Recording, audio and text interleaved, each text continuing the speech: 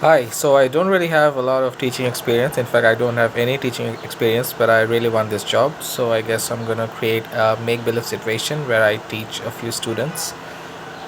Alright, so this is for an application to become an IELTS instructor. So I'm gonna pretend to talk about some common traps in the listening section of IELTS.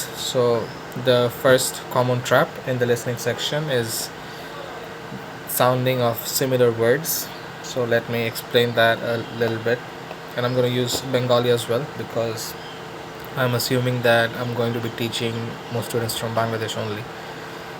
So similar words normally তখন হয় যখন দুইটা word শুনতে similar হয় আর আপনি answer দাগানোর সময় ভুল করে ফেলেন। ফর এক্সাম্পল, ধরেন প্যাসেজে বলতেছে একটা মানুষ প্যাকেজ পাঠাবে এক দেশ থেকে অন্য দেশে, আর সে প্যাকেজে বলল যে সে অস্ট্রিয়াতে তার একটা প্যাকেজ পাঠাবে। বাট আপনি যখন আনসার শিটে দাগাচ্ছেন তখন ওইখানে একটা অপশান আছে অস্ট্রিয়া, আর ধরেন আর একটা অপশান আছে যে অস্ট্রেলিয়া।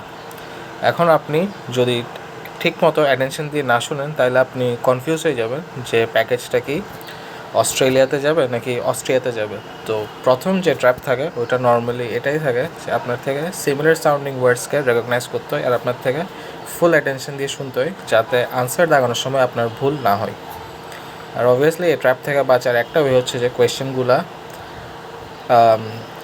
লিসনিং সেকশনটা স্টার্ট হওয়ার আগে থেকেই যদি পড়ে রাখা যায় তাহলে আপনার একটা আইডিয়া হয়ে যাবে যে প্যাসেজে কী টাইপের কথাবার্তা বলতে পারে। আর মোর ইম্পর্টেন্টলি কথাবার্তা যদি অ্যাটেনশন দিয়ে শুনেন তাইলে ডেফিনেটলি আপনার প্রবলেমটা হওয়ার কথা না।